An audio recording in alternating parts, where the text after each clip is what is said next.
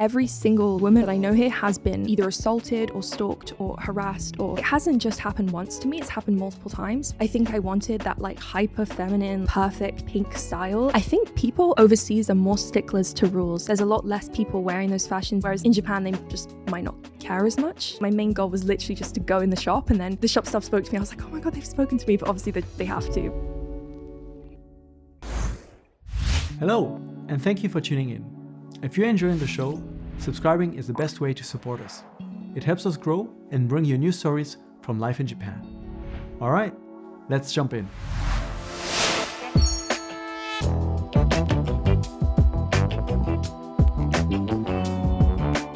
Welcome to Unpacking Japan. I'm Toby, and I have the pleasure to welcome Evie on the podcast today. Thank you so much for coming. Thank you for having me. You're a Tokyo-based content creator. You do a lot of work in J fashion, and the himekaji is your specialty. We'll talk about this later because I don't know so much about it, not to say not at all. But you also kind of advocate a lot for feminism here in Japan, and have a lot of interesting information and perspectives to share with us today. So thank you so much for coming and talking to us. And maybe let's go back to the beginning. Thank you for having me. What brought you to Japan in the first place? So when I actually first decided to come to Japan, it was originally kind of like a dream when I was a teenager. So I didn't really take it too seriously. I was kind of like, oh, maybe I'll do this one day. And I finished university when I was in my, I think, the first maybe 21, 22.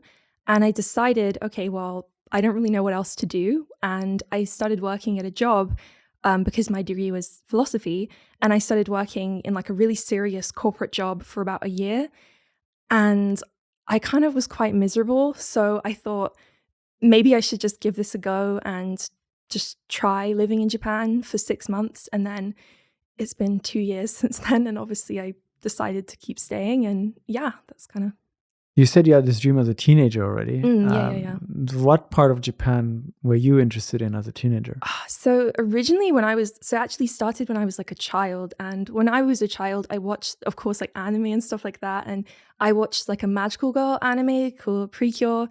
And when I saw this anime, it kind of like made me realize stuff about Japan. I was like, oh, this exists. But then when I became older, I started researching Japanese fashion. And I learned about all the different subcultures and things like that. And I was like, wow, I really want to see all these places that the fashion comes from. Mm-hmm. And then I learned about all the beautiful like sites you can go to in Tokyo. I was like, wow, I want to see that. And then I actually ended up traveling to Japan 2 times before I moved. So one of them was when I was 17. And then the next time was in my early 20s. So actually, I'd already been there quite a few times. And I was like, I really liked it there. So I want to see how different it is to live there instead of just visiting, you know. You mentioned like already back then an interest in fashion, and you started looking into all the different subcultures. We've had a couple of guests on the show before that were also in subcultures different than yours. It seems like such a wide world. Where do you even start? Like, where do you land when you kind of get into J fashion? It's kind of a lot, especially when you begin wearing Japanese fashion, because when I started wearing it, I didn't really know what I was doing, and I would put together outfits, and they were not very good, but at least I was trying. And I started off wearing like EGL, so like Lolita fashion, and I didn't really have the budget for it because I was maybe like 12 years old, so I didn't really do so well with that one. But then I kind of moved on and I looked at this brand, which is still to this day my favorite Japanese brand, which is Liz Lisa. And it's basically like my favorite brand to ever exist. And that's where I discovered himekaji. And literally just, it means like casual princess. So to me, I was like, that's my favorite thing I have ever seen. And then since my early teens until now, that's pretty much been my main fashion focus. But I've also tried Jirai and I've tried other styles. But yeah, that's my main focus. When you look at the styles, in my very little understanding, there's an aesthetic of it, but there's also like a lifestyle part, and there's also a part of kind of self-expression. I know Jirai, for example, stands for like detonating landmines.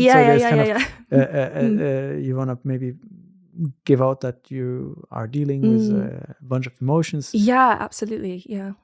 So when you kind of looked at these and you found himekaji, what was it that interested you in this? Was it the aesthetic, or what is the lifestyle behind So it? for Himekazi, I think because a lot of it was actually before my time. So a lot of it was more popular in the early 2000s. So it's still popular now, but not as much as like Jirai is popular now. So what interested me in the beginning was seeing how mainly like the living doll aesthetic, a lot of those girls would wear those clothes, and really big names like people like Venus Angelic or Dakota Rose, they would wear these clothes and they would make their room look like a dollhouse. They would have these beautiful pink outfits. They'd have the hairstyle. Everything would just look so perfect. And I think I wanted that like hyper feminine, like perfect kind of pink style. And that's what got me into it, was just like how in my mind it was like so perfect and cute, I think.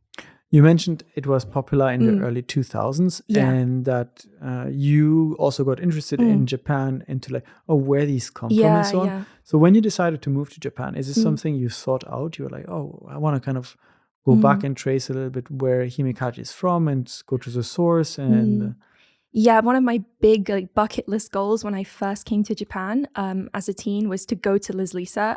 Obviously it's just a shop, but in my head I was like, oh my God, like when I go in Liz Lisa, it's going to be like this amazing moment. And it was just incredible. And one of my favorite like niche things about Liz Lisa is that they used to collaborate with My Melody, the Sanrio character, every year. And that was like my two favorite things, like My Melody and Liz Lisa. And when I first went to Japan, they had the Liz Lisa, My Melody collaboration happening at that moment. So I could see the dresses in real life, and I'm so grateful that I got to like see them being sold at that time, because obviously now they don't do the My Melody collaboration anymore. But yeah, that was super exciting. And I think my main goal was literally just to go in the shop, and then the shop staff spoke to me. I was like, oh my God, they've spoken to me. But obviously they have to, but I was so happy.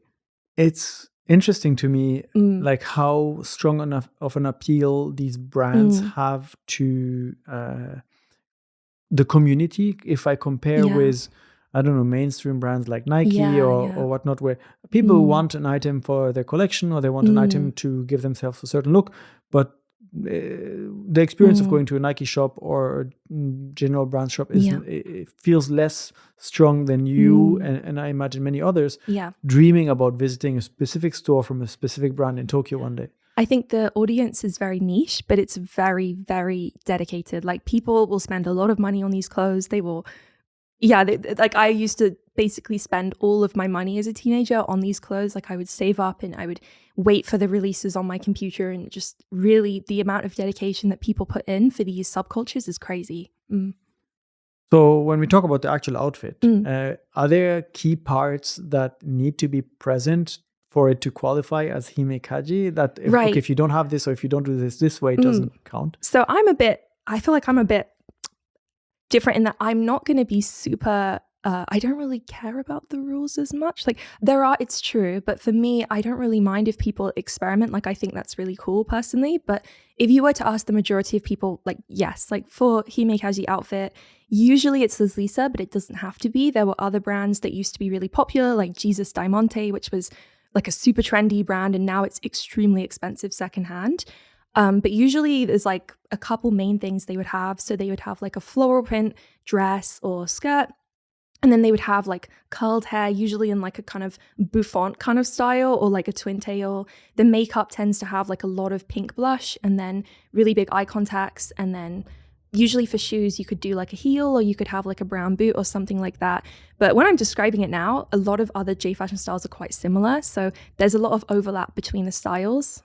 You mentioned that there was this one main brand. Yeah. Do these many subcultures usually emerge from one brand designing a new style, or how does it kind of? I think so. And I think usually there are some brands in Japan that I feel like are just going to be so popular that it's really hard to, like, for them to just go away. Like stuff like Liz Lisa, I truly believe, like, knock on wood obviously, but I truly believe that they will never go away because they've been able to adapt with every new fashion trend. So whereas Liz Lisa still provides clothes that you can wear with Himekaji, they're also making clothes that you can wear with Jirai and other styles. So they're able to basically like cater to multiple different fashion trends at the same time, which a lot of other brands just can't do.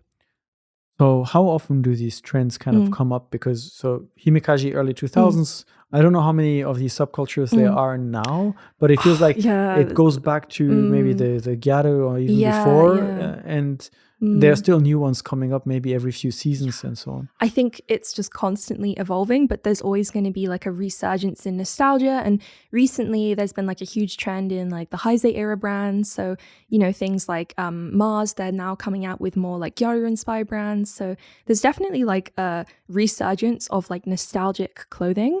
But at the same time, there's always going to be new fashions like emerging from that. But I feel like at a point, for me personally, it becomes a point of like people do love to label things. And I'm like, I don't always really need to label my style. Like people can label it, but it's not that big of a deal if you think it's this or you think it's that. Like it kind of could be either, you know? Within that community, so are you then able to immediately recognize who's from which kind of subculture? And with some of them you can, yeah. Do these tend to mix together, or does it usually form more like there's a Himekaji group, there's a Jirai group, and there's this other group? I feel like the Himekaji group is going to be like very few people, but yeah, I mean there's definitely still people who wear it, but sometimes I honestly it might be either. But with Jirai it's very obvious that it's Jirai, but with Himekaji, like it's very similar to other girly styles. Like people might get it confused, but I think some people do wear like multiple fashions like I do, but then there's other people who might be like more like, oh, this is the one style that I want to wear. So I think it really depends on the person. I imagine there's the foreign perspective on these fashion and subcultures, and then there is a way the local scene also do this.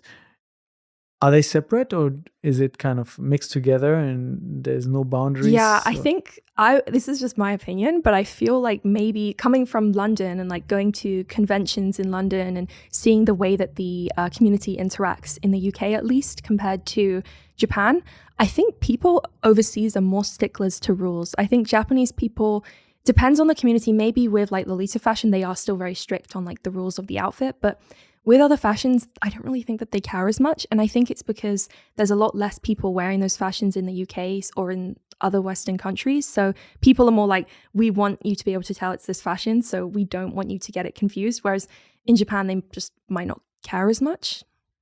So you decided to move to Japan to kind of dive into this world. What was that experience like for you after 2 trips to finally move here and arrive in Tokyo, I imagine? It was really fun, but also really overwhelming. Like when I first came to Japan, it's kind of funny, but I was really like overwhelmed. So I couldn't get my Wi-Fi to work in my new apartment. So I literally had like a panic attack, and I called my dad and I was like, I can't do this anymore. I have to come home. Like my Wi-Fi is not working.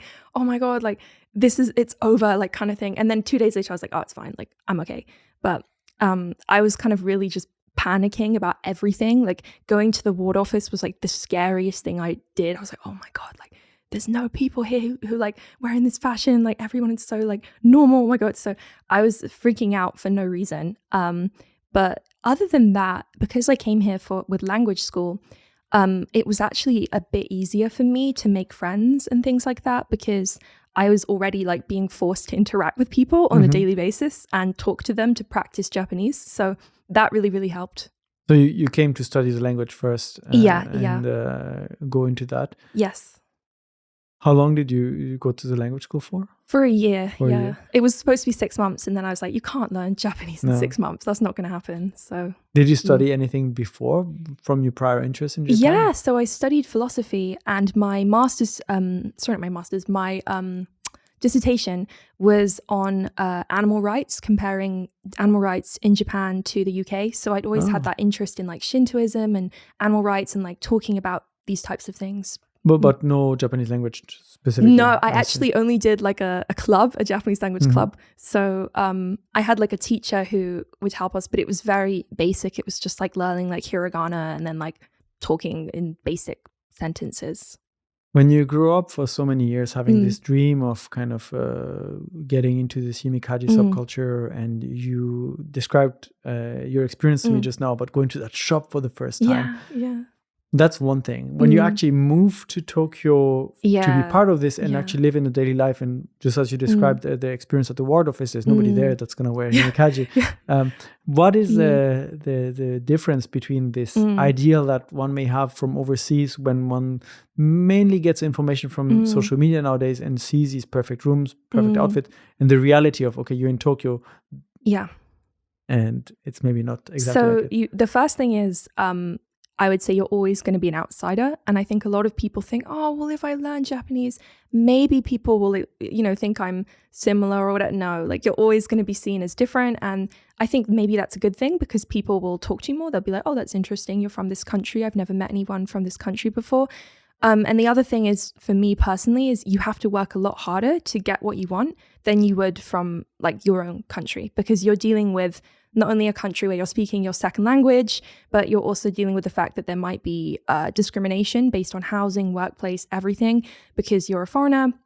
And also being a woman as well, it's quite difficult. So I would say the biggest hurdle was more so actually the job side for me, is people constantly underestimating me or, thinking like stereotypes about me and things like that, I think. And when it comes to the community in the himekaji or J fashion subcultures, was it something that was as widespread as you'd imagine, that you were also able to kind of join? Or did you feel like, oh, well, people do this, but more by themselves? And yeah, I think that a lot of people are quite shy in Japan. So it's really hard to talk to, especially, I think like other foreigners, maybe we're more social and we talk a lot. But when it comes to making Japanese friends, I've had to work a lot harder because a lot of the girlies here are just really shy and they don't come up to you, or they'll compliment you and then kind of like, that's it. They're just like, oh, I like your outfit, and then kind of like scuttle away. And sometimes I'm like, no, like I want to talk to you more. Like, so I think it's just about having to be like, I'm quite a shy person, but having to like learn how to basically push yourself to make more friends, because otherwise you just won't make friends and it's quite tricky. After your year of language school, I imagine you had to also kind of look for work. And during. Yeah, during the... were you able to find something that was kind of along what you were looking for? Yeah, I did. And I tried a lot of different jobs. And obviously, I'm not going to go into detail about all my jobs, but I went into a few different careers. And there's one thing I do want to mention, which is that I did a lot of conferences and things like that. So I was really interested in joining the gaming industry for a bit. So I did a couple conferences in those, and like going to like meetups where people would discuss things and business events. And a lot of the time, I was one of the only women in that room. It was really weird. So, and also the only foreigner, but that's a given, like no surprise. But I'd go in and it would be like me, and I'd bring my friend who's actually working in the gaming industry right now. And we go into this room, and there were only 4 women, including us too. So there were 2 other women, and it was about 120 so people. So it would be really weird. And then the other thing that happened was we thought people wanted to talk to us because they give us like their meshi, and they'd be like, oh, so nice to speak to you. And then they'd talk to us on LinkedIn later and be like, would you come out for coffee with me as a date? And I'm just like, oh, okay. Like, so you didn't care about... So this is like a job fair. Yes. Where you go and meet a few companies potentially hire them. And then they try and do that. I was like, that's crazy. Like, wow. No. And also just to mention, I didn't dress like this at the job fair. I was wearing like a black suit, no makeup, very serious looking. So it wasn't based on my crazy outfit, But, and still, they use that opportunity to ask you for a date. And my friend and I were just kind of like, oh, like, okay. So it was very shocking, because in the UK, that would be like seen as really frowned upon. If you did that, you could actually get in legal trouble. So yeah, it was pretty crazy. You mentioned earlier that as part of your job search, one of the challenges was kind of facing a few stereotypes that people may associate with your look and your fashion, and maybe dissociate from you as a person and your skills and what you can actually contribute. Can you tell me a little bit about this? Yeah, so it's kind of been the case my whole life. And I think it's because a lot of the time I have to kind of, even if I go like serious mode, like wear a suit, don't wear crazy clothes, get my nails off, everything, I think people can just like kind of see if you're like kind of an eccentric person. And a lot of the time that's just not what they're looking for, which is fine. But the other thing has kind of been like my age, because if you're younger, they'll say, oh, we want someone who's in like a more senior role and things like that. And I've interviewed for some pretty big companies that I really wanted to work for. And usually the main thing would be like, oh, well, we're looking for someone with this. And I'd be like, oh, I have this. But then it would just be something I think about me as a person that just wasn't working. And I was like, oh, I wonder. It was a little bit weird. So this is in Japan. Yeah. And I think a lot of it is also because a lot of them would say to me and my friends who would apply for these jobs, like in this workplace, it's an all male workplace. Are you okay with that? And of course you can say, yeah, I'd be okay with that. But then in your head, you're like, oh, that makes me feel a bit unwelcome that you're even saying that to me. Like, oh, you'll be the only girl. Like, oh my gosh. Like, and my friend who also works in like a company that's majority men, sometimes they'll say things that's like locker room humor. And then it's like, oh, okay. Like, I feel like I'm not really like welcome here, I guess. That's difficult to find in a suitable workplace. Is it, did you end up finding one that kind of was more open? And a lot of it. So what I ended up doing is doing multiple jobs because I realized pretty quickly that my initial career choice of wanting to work, which by the way, I did work in a very serious career path after studying philosophy. And I realized that just wasn't going to happen in Japan unless I had connections, which I don't because I don't have any Japanese relatives or anything. So I realized pretty quickly, okay, I can't do that. So I thought, okay, I'm going to do multiple jobs and make it work that way, which is what I decided to do. And the jobs that I will talk about, obviously, I won't talk about all of them, but some of them obviously was deciding to go into social media and doing things like that, and kind of trying to make my own kind of like business model of that, like, okay, I can try and make my own money because it's kind of difficult to find a job that's going to work for me in that sense completely. Is this kind of one of the reasons you kind of started your own social media channels and pages? Yeah, definitely. Because I always wanted to, like, my goal has always been to have my own kind of either business or company or just something that's completely my own. So I think that's one of the reasons why I was really drawn to social media, because it's that independence of this is all stuff that I've worked on and I can work really hard and I'll see the results directly pay off for me. So I was very motivated to start doing it more seriously because I thought the results are going to directly come back to me. So it's very positive. So you have a page where you kind of talk a lot and showcase life in Tokyo and Himekaji fashion and discuss a lot of topics that are important for you. How did you kind of decide on, when you started taking this seriously, what you want to do, how you want to portray this? And yeah, so I started off, I think the route that I went in the beginning was probably not the best route, because I just thought, oh, I'm going to do what I think everyone else is doing, which is I'm going to do, try and like make my life as good as possible and have all these like lovely things I talk about and basically like over romanticize my life. So try and think about all the perfect things that I want people to think about and be like, oh, I love this, which there's nothing wrong necessarily with that. But I think what I realized very quickly is that I also wanted to show more realistic things in my life. And, oh, my life is definitely not perfect. And these are some of the realities of the things I have to do to live here and to make things work here, basically. So, yeah. I feel like maybe especially this is maybe a misconception of mine, but with these subculture fashion in social media, the desire to portray something that looks somewhat perfect is very strong. And also potentially what a lot of the audience is looking for is this escapism of this imaginary, well, not imaginary, this created world and as a way to kind of distract from personal challenges and such. And you decided to break off from that a little bit and show the reality. What were some of these first moments that you kind of were like, I can't show this, I need to talk about something? So I think I kind of reached a bit of like a breaking point where I just thought, as much as there's so many positive things that I can talk about in Japan that I really care about and I really love, I'm just not talking about some of the serious issues that are happening here right now that are directly affecting me and my friends. And I think I realized, I was like, because I have this platform, no matter how small your platform is, I do want to try and make a small difference and show people this is what's actually going on, especially when it comes to things to do with women's safety, because the first time I came to Japan as a teenager was the first time I was stalked. So I realized really quickly, a lot of my fans are younger girls who are probably the same age as I was. And I think it would really upset me if that happened to someone who followed me, who saw my account and thought, oh, Japan is so perfect, I'm going to come here.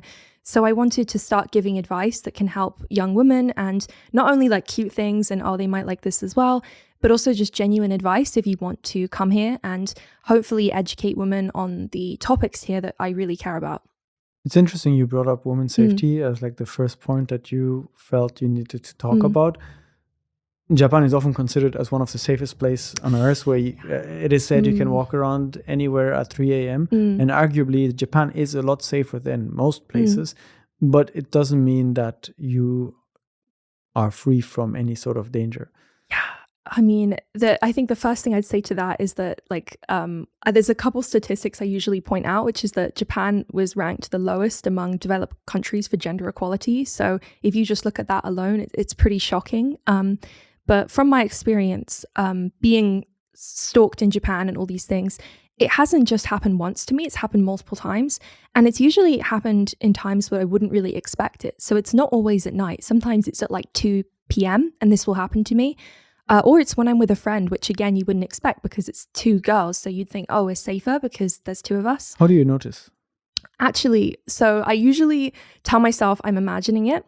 So for example, one of the times it happened, I was in like an arcade building with my friend, and we were walking around and I noticed this guy in the corner of my eye, and I just thought, oh, it's my imagination, but he kept reoccurring near us, reappearing. And then we walked up to the 2nd floor and I thought maybe he'll follow us. I don't know. He followed us. So I was like, okay, if he walks up to the 3rd floor, he's definitely following us. And he did. So that's when I kind of realized he probably is following us. So I walked out of the building with my friend and I said, okay, let's just get out of here. And he followed us out the building. And thankfully we walked really quickly around to where there was some police stationed nearby. And he left us alone. But that's kind of how I noticed really quickly. But the first time it happened to me, I didn't notice for a while. And that was really bad because he did end up being more creepy. So it's really important to catch them as soon as you see them, because otherwise they could end up like groping you and things like that, which unfortunately happens a lot to women here. Yeah, we see even the signs on the subway, right? And that about the hidden cameras and so on, and that people should speak up immediately when they notice something. Yeah. So what is the reality of the situation then when you kind of look into this? You brought up some statistics about the gender equality, but I think it goes beyond just gender equality when it comes to like personal safety. It's just everything. I mean, it affects every single part of women's lives and every single like woman or feminine presenting person, because it's not just women, it's also people who look feminine that I know here has been either assaulted or stalked or harassed or even worse. And it makes me upset because I have so many friends here who, again, moved to Japan with that dream and have hold Japan in such a high regard. And yet sometimes the way that we're treated as women is so, it's like lowest of the low kind of feeling. And to give you an example, like every single week, something like this tends to happen to me. So if I go, and this is why I don't really go to Shinjuku, because it's always in Shinjuku. It's just a really dangerous area, in my opinion. But one of the times I went there like a week or 2 ago, I did have to deal with someone who was trying to take the picture up my skirt, and I'd never had that happen before. And you can say, oh, it's just bad luck, or, you know, it's just because you were in the wrong area. But the reality is that this is happening to every type of person. It's happening to children. It's happening to like adult women, older women. It happens to everyone. And I think that Japan really needs to think of more severe consequences for these people, because usually they just get away with it because the victim blaming culture is so strong. Feminism is something you talk about a lot. What does it mean to you, feminism? I think it means a lot to me because I've always been really interested in feminism, because I went to all girls schools when I was growing up in the UK. So I'd always been like surrounded by a lot more women than I think most people.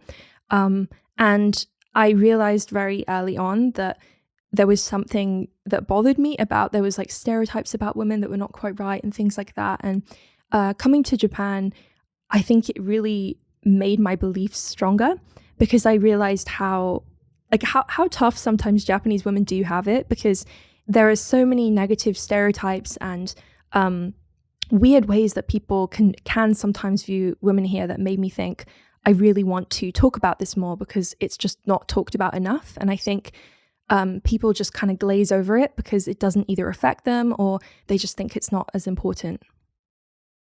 When was it, or when did you decide that this is something you kind of want to put yourself out there for and discuss publicly? I think it was because it was after one of the times where I'd had to deal with like another creepy incident.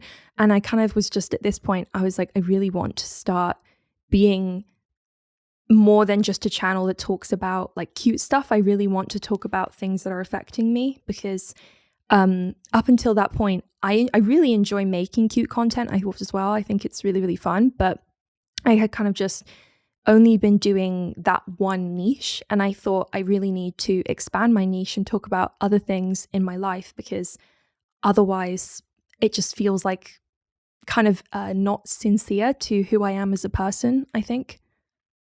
I noticed that, so you wanted to get out of a niche, and that can sometimes be difficult. And some of the reactions I've seen is because you dress in himekaji, like princess casual, you portray a certain image of yourself. And then some commenters will sometimes say like, oh, like, who are you to talk about feminism? You dress like a cute girl. Yeah, or pretty ruder than that. But yeah, I mean, I tried to phrase it in a more... I mean, I think a lot of people have the misconception that all feminists look the same or act the same, or that, oh, you hate men. It's like, if we hated men, we wouldn't want men and women to be equal. We'd be misandrists, which are people who actually think that women should be higher than men, which is not what I'm trying to say. But the issue that I have with my clothes is that I think people have always not taken me seriously, regardless of what I wear. Like, it's always been an issue for me. So I'm kind of like, okay. But with the clothes, I think a lot of people can't get the idea out of their head that we're not trying to do this for male attention. It's not like the center of your view when you're wearing certain outfits isn't always, oh, I think guys are going to think I look attractive when I wear this, because the average guy is just going to think, oh, that's a very crazy outfit. It's not necessarily going to be attractive. And it's more so a case of having that independence to dress in the way that makes you truly happy and feels authentic to who you are as a person. And the other thing I would say is that I do actually speak to a lot of content creators in Japan who are feminists and make similar content to me, and they've never judged me for the way that I dress. If anything, they've been really nice about it. So they've never judged me, and they're like hardcore feminists. So I'm like, well, I don't really see why you can't dress this way and have these beliefs, you know? Starting conversations is a big important step. Taking action will be the other one. But the state of the conversation, when you compare, for example, the UK on feminism and in Japan, is quite different. So when you moved here and you started maybe speaking out, and you just said also contacting with other content creators that are feminists too, have you had an opportunity to talk also maybe with Japanese content creators, with Japanese activists perhaps? And what is the situation like now? What are people advocating for beyond the general terms of like men and women should be equal? I would say that most people are trying to advocate about the adult industry in Japan, because it has been a huge problem for many, many years. And there's been a lot of issues, especially with underage girls being taken advantage of and things like that. And I would say the majority of people who advocate for feminism in Japan are trying to help those girls and try to talk about why there should be more options when you're younger to make money than to just do these types of things. There should be more push for girls to feel motivated to do whatever they want and not feel like they have to go down this route if they're in a desperate situation.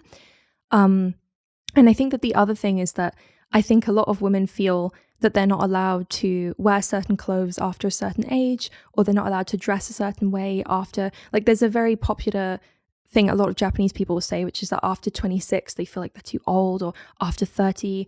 And a lot of people genuinely feel like they're too old in their late 20s. And I think a lot of feminists in Japan are trying to advocate for people to feel free to do what they want. And not only that, but to also not feel the pressure to become like a housewife or something like that, which you can do if you want to. But I think that you should have that choice and be able to say, okay, do I want to do this, or do I want to have my career, or do both? And I think that Japan right now makes it really hard to want to have children, but also to have a career, because mothers here are not treated the best. And I think that's one of the reasons why the population is not doing so well, really. So the conversation kind of goes into a variety of directions. Yeah, because definitely. There's a lot of touch points there. What are some of the actions you see actually implemented? I mean, most commonly we can see the carriage for women only that is on the trains that is supposed to help prevent some of these incidents like you described before of the cameras. But what is actually being done or changed? So the majority of charities that help women, they're quite small. There's not a lot of huge organizations. But for example, there is Collabo, which is like a pink bus, and they're an outreach program that helps young women who have been trafficked, especially in Kabukicho. And they go there and they hand out supplies and they help these girls. So there's people like that who are really trying to make a difference.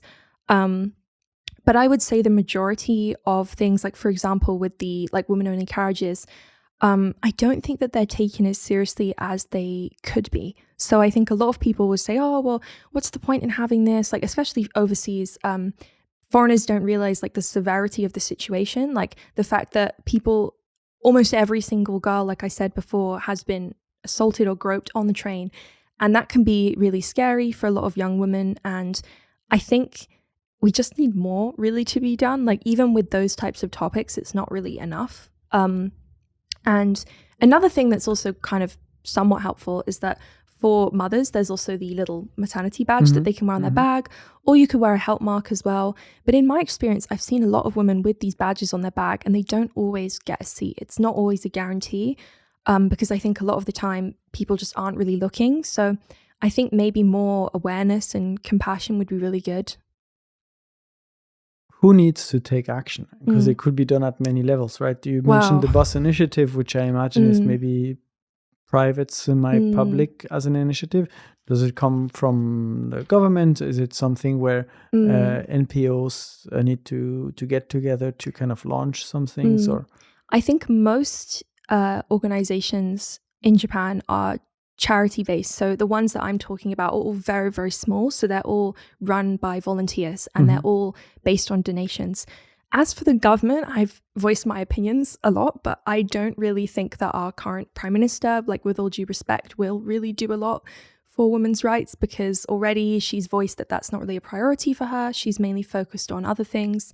And I think it's just unfortunately not going to happen during this time. But what I would like to see is obviously more funding when it comes to advocating for women's safety. I would like to see more funding when it comes to young girls' safety. I'd like to see more police trying to control these girls who are in Kabukicho who are underage and are being taken advantage of and are runaways from home. And I think that it's very obvious that there's a huge issue because every time you go there, even if there are police, there's a ton of girls and a lot of them look very young. And I'm not trying to generalize every person, but it seems to me that there is like a serious issue when it comes to how mental health and women's safety are treated. And I think both of them just aren't taken seriously.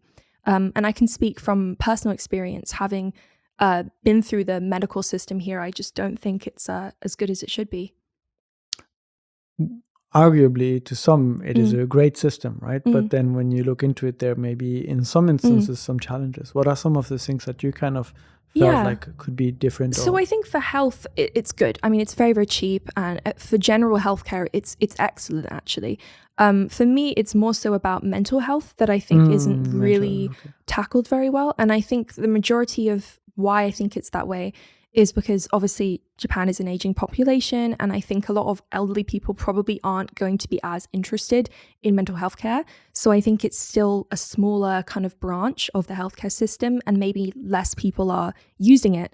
But from my experience, a lot of the healthcare professionals here tend to just give you a lot of medication and that's it. There's not really as much of a focus on therapy. And when there is, the therapist, the standard of therapist isn't as good as I would hope it to be.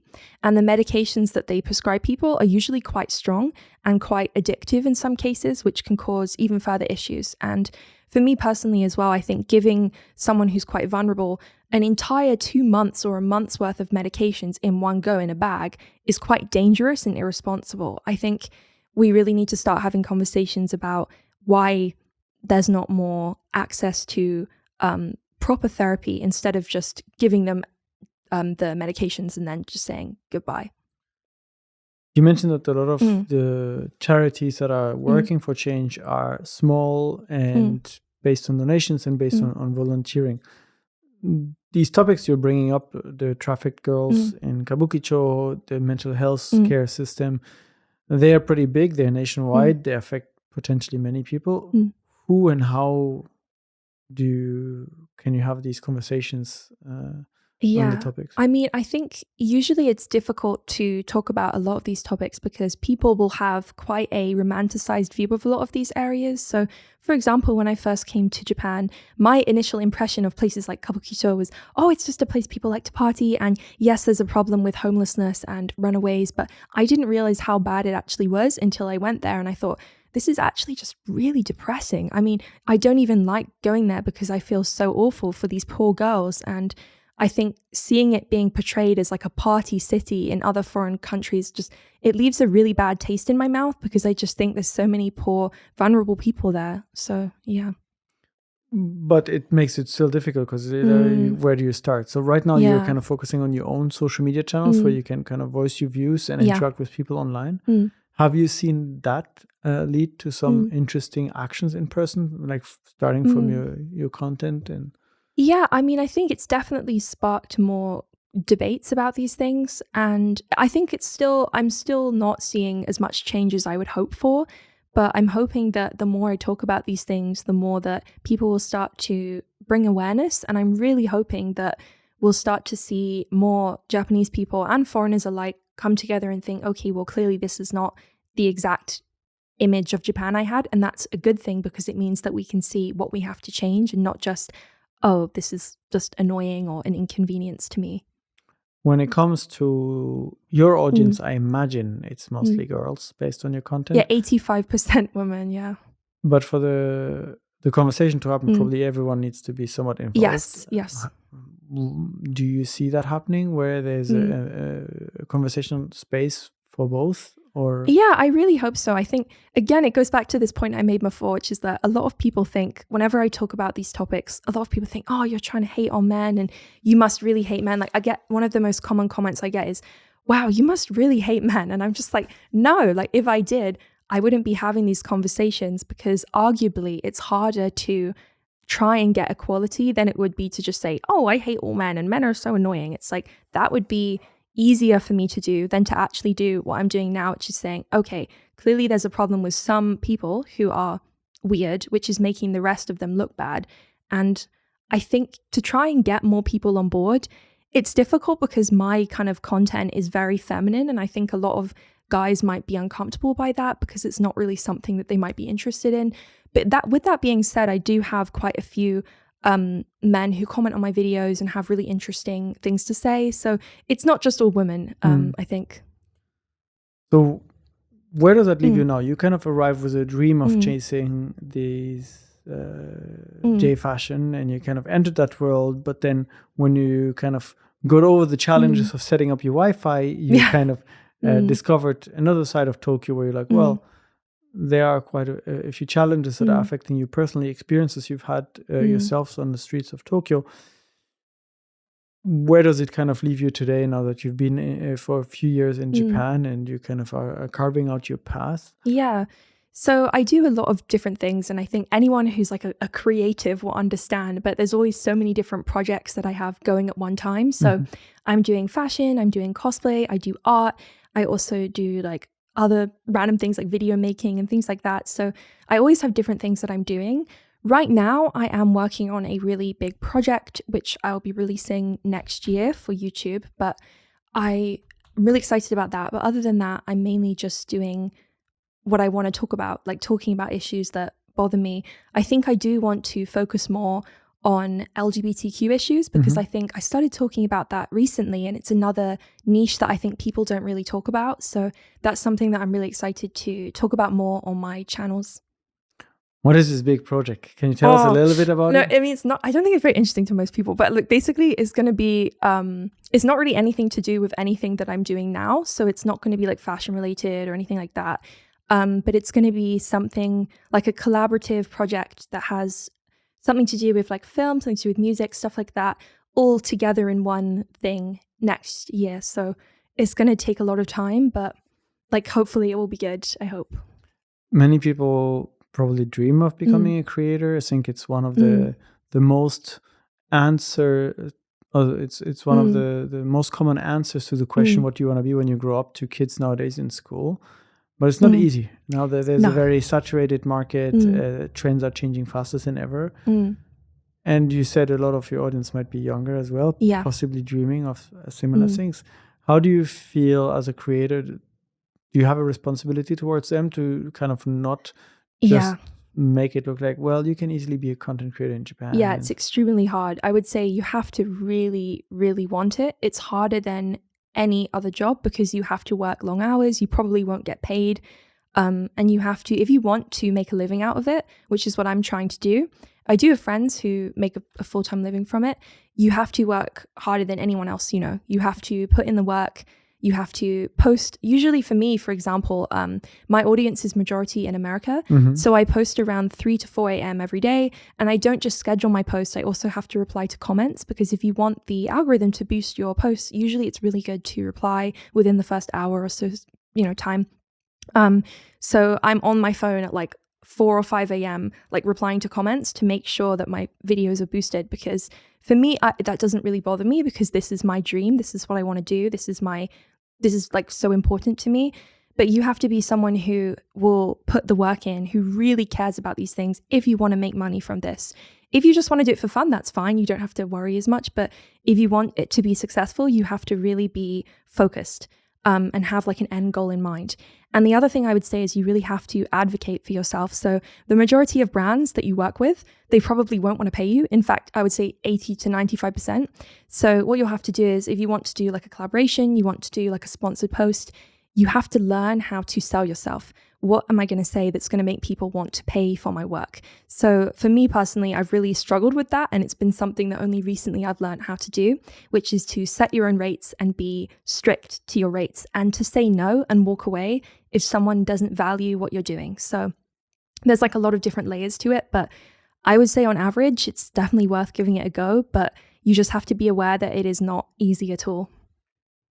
Working with brands is one of the important revenue channels for content creators.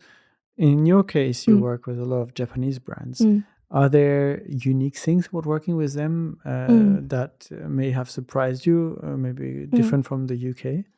Yeah, so actually, when I was in the UK, I was a much smaller creator. So it's only actually since I moved to Japan that I started doing content creation like properly. So it's only been in the past like 1.5 to 2 years that I've been doing this like every single day type of thing. And my experience is that I would say Japanese brands tend to be a lot more, I would say they're a lot more, I guess, stingy in that they tend to assume that you will work for free, and then it's an assumption. So you have to get over that. Whereas I would say in the West, especially in America or the UK, there's definitely more of like, oh, okay, like this is something worth paying for. Whereas I think in Japan, because like the term like social media content creator isn't as popular like to use. So I think you definitely have to like advocate for yourself more and say, oh, this is why I'm charging this much. And then, you know, have like a media kit where you show examples of your work so that, you know, they're not just going to try and like shortchange you and that type of thing. They will want to send samples over, and that's kind of it. Yeah. And I'll usually have, I think the thing that I usually get is like, oh, I'll send you like one, and if the video does really well, then you can get like a 10% off code. And I'm like, that's not going to pay my bills, like a 10% off code. Like I've got bills to pay, you know, like as much as that's helpful. But I think I've learned to be really strict with who I work with. And it's not just the money side, it's also reliability and to have like a professional side to your brand. Like if you're working with every single company ever, people aren't really going to trust your opinion. They'll just think, oh, she likes anything, she'll just work with any brand. And then the quality of your work, I don't think is as good. So you have to be really picky and say, does this represent like my brand and what I love? Do I genuinely like these products? So everything that I promote is stuff that I really like. It's nothing that I wouldn't use myself. Is there any partnership that was particularly fun where you got to do like a cool project beyond maybe just making a video on your channel? Yeah, I mean, there's a few. I mean, recently I've been working with this company that makes these little plush animals called nommies, which I really love because they're like these little rabbits and they're really fluffy and they're really big. So I really like them because you can just put them on your bag and they have like a huge statement piece and you can change their eyes so their eyes move. And I love them so much. So that's like a really fun project for me because I love the keyrings so much. And I can tell that my audience likes them as well because they're really cute. So that one was fun because I also could do like the blind box opening and that was super cool. So I'd say that one, but also getting to work with some of my favorite like J fashion brands. So I work with this furniture brand called Romantic Princess, which was really fun because they sent me some furniture, which I really liked. And then seeing my pictures on the website, I was like, that's so cool. And I also do like a modeling as well. So I modeled for a brand recently called Cry. And I got to wear all these really cool, like alternative fashion clothes. And I felt really cool when I got to wear them. So it was really fun to try those different things and get to like try different clothes or like cool things to put on my bag or whatever.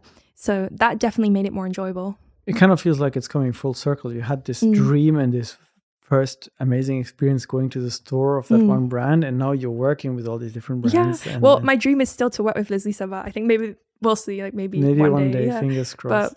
But as for now, yeah, I'm super grateful that I can model for these brands because I actually also have a fashion show coming up next month with a Lolita brand, which I've never worn Lolita in my adult life because it's too expensive. So I'm really excited to get to wear it again for this fashion show because, again, it's just not really something I can wear.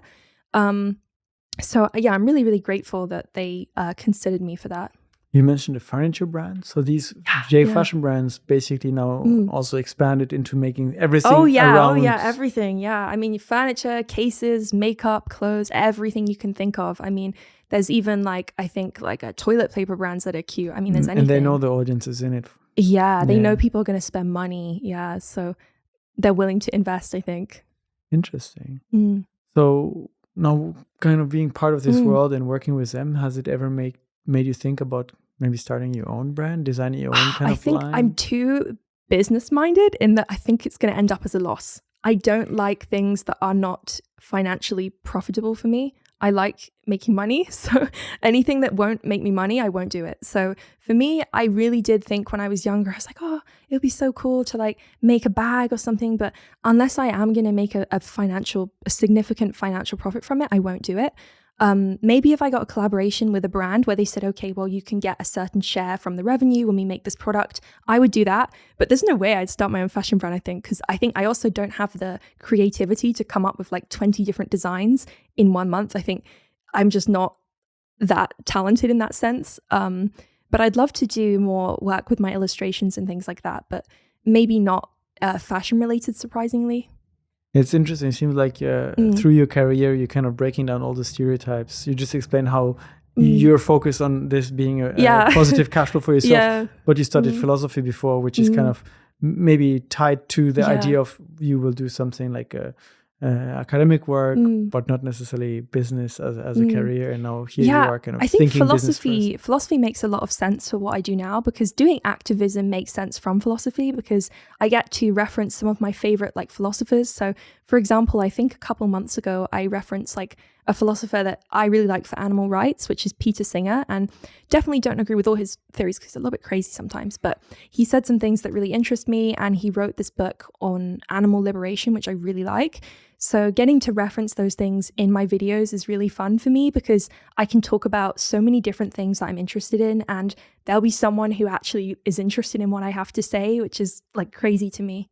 Is this a big fear to get over at the beginning when you start with content creation, that you have opinions, you have interests, and then you want to share them, but you may be afraid of the stigma it brings to you, or that it goes against the image your audience already has? Definitely. And I think being a very perfectionistic person, it's really hard to always look at your content and be like, oh, I should have done that, I should have done this. Like, for me personally, I think originally I was kind of obsessed with really following the way that the Japanese girls did it. Like, I've got to do everything the exact same. I've got to take my pictures the same way. Everything has to be authentic to the fashion.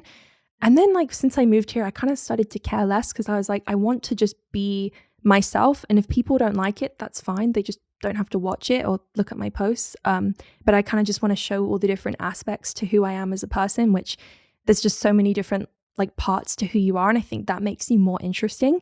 And I also think when you look at the most successful content creators in the world, they're all people who are very authentic to themselves and they do whatever they like. And they might be completely different people. They might have really eccentric interests or something strange about them, but they're all really authentic. And I think that's what you need if you want to be successful in this industry. You need to be dedicated, you need to be confident, and you also need to be authentic. Like you need to have something about you that is different, and you can't have that if you're just copying everyone else.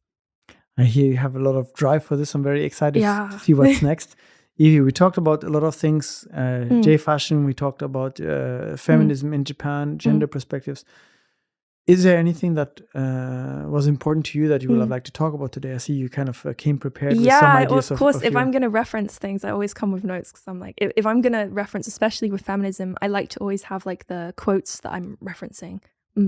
Is there any that you'd like to share, maybe to conclude this conversation? I don't know what you had written down, but so one of the things I did want to share is that, and it's something that I think is a big misconception, is that feminism has always been around in Japan. And I think it's not a Western concept. It's not like I'm not the person to tell you, oh, this is this. It's definitely been around for a very long time. And for example, like there was a magazine published, a feminist magazine published in 1911 called Seito. So a really long time ago. 1911. Yeah, wow. In Japan, yeah. And one of the chief editors for this magazine was only 18 years old, and she was one of the editors. So I think for any like young women who want to go into activism or talking about these things, I think it's inspiring to know that these types of people have always been around. There's always going to be someone who cares about the same topics as you. You're not the only one. And yeah, just kind of, I think everyone should just be able to be themselves, and like whatever like weird person you are, you should be able to express yourself in whatever way you want to. You stress the importance of like feminism having been around in Japan for much longer than we have. Is this something you regularly face in your comments as well? That, oh, you're a foreigner coming to Japan, you're bringing Western ideals here. It's not your place to speak about this and so on and so forth.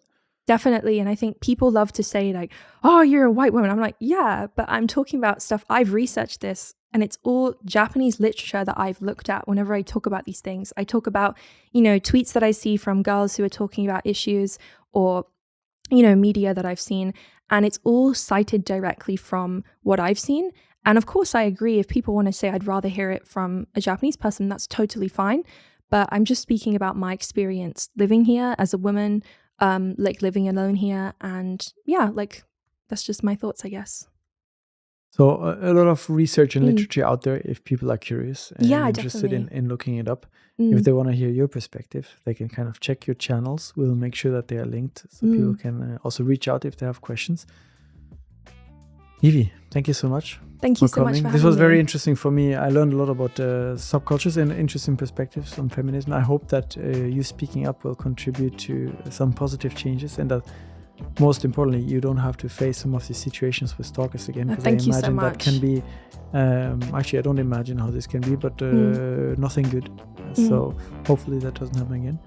Thank you for coming. Thank you everyone for listening and watching. This was Unpacking Japan, and we'll see you in the next episode. Bye. Wow.